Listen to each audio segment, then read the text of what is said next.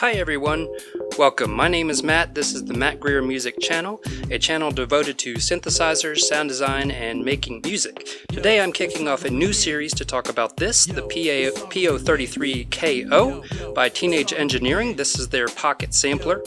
Now this series I'm not going to focus on the basics. I'm not going to talk about how to record a sound into it or make patterns, use the effects.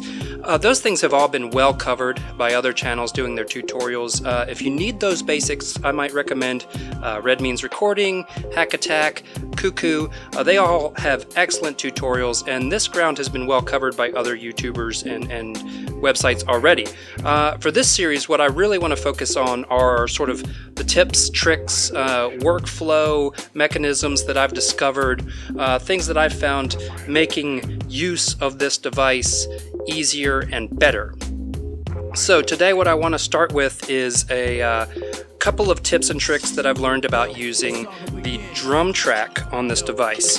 The focus of what I'm going to try to teach you here is how to save voices of polyphony by not using too many slots for a drum set.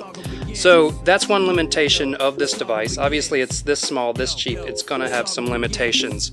But it only has 4 voices of polyphony. So with that, there is limitations. Although if you think about it, 4 voices, that's a drum set, a bassist, a keys player, and maybe a singer. I mean, Nirvana had the same number of pieces in their band, and they sold millions of records. So it is possible to make full comprehensive compositions on this if you think about it that way. But if you don't pay attention or you don't use some of these tricks, you can find yourself running out of voices very quickly. So what I'm going to do is focus on some drums today, show you a couple things I've figured out to help you maybe with your work on this device. So one, I'm just going to start with a simple drum beat here. Let's just do it for, whoops. Let's go to the kick here. Let's just do a simple 4 on the floor to keep this simple. Let me switch to the snare. I'm just going to use whatever comes up to keep this straightforward and moving. And let's go to the hi-hat. This is the one that's important about what we're going to talk about here. So when you think about it, your basics of a drum kit is you've got a kick, a snare, and a hi-hat.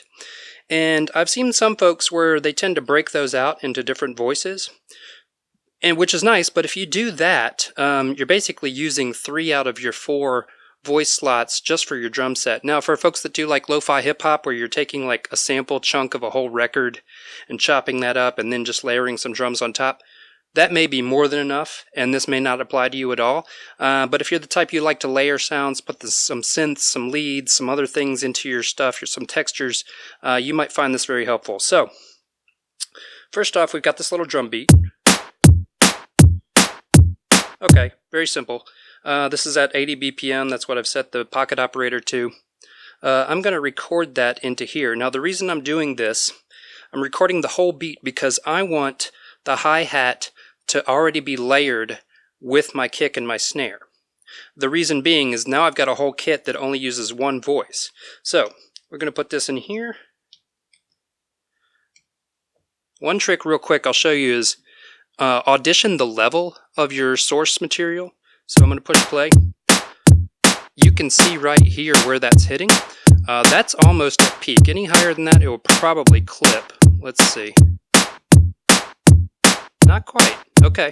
It's not going to clip on this one, but I recommend getting as hot a signal as you can into this device without introducing any artificial digital distortion.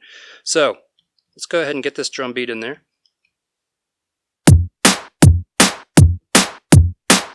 That's probably more than enough.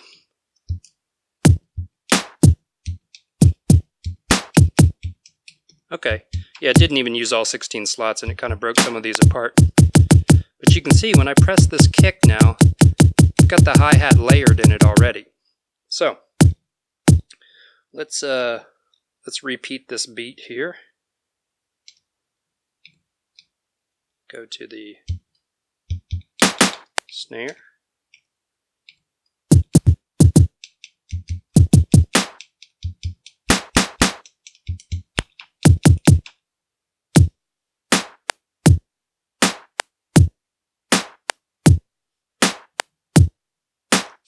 Alright, so what we've done basically there is we've got the kick and the snare and the hi-hat, they're all layered so that they play at the same time. Now you say, but wait, I don't want my song to have hi-hats on the drums the entire time. That's alright. What you do is you go back to your source.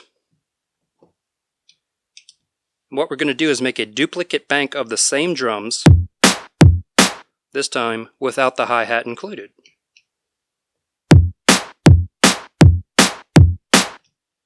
And now, we've got the same thing without any hi-hats in it. And you can repeat that order of operations on these different drum banks to have variations in your drums. And what you do is from pattern to pattern, just switch the banks to the new pattern. So let's say you want 4 bars where there's a hi-hat, and then you want after that just for it to be boom, pop, without the hi-hat. You now have 2 different banks that you can do that, and they won't voice steal from each other. So that's a quick thing that I've found. Now, if you're the type to use breakbeats, often breakbeats will already have your hi-hats. It's a full drum kit being played, basically. So you're probably already aware of that, but a lot of folks don't really think about having different banks of the same drum kit to be able to have variation to their overall drum flow. I've seen a lot of folks, what they'll do is they'll get like their kicks and snare in one, and then they'll like maybe use one of these melodic patches to put hi-hats on top of it. I think that's fine. I think it works, but you'll soon find yourself having voice stealing issues. You'll have sounds that'll drop out of the kick because the melodic components always take priority over the drums if there's anything more than 4 sounds playing at once. So yeah, that's a way to kind of get around having variation in your drums without introducing voice stealing, and to make your compositions hopefully a little more interesting. Yeah, so this is the first video on this series. I hope you found that interesting. If it helps you out, let me know. Let me know in the comments. If there's any questions you have, let me know. I'll try to answer those as best I can.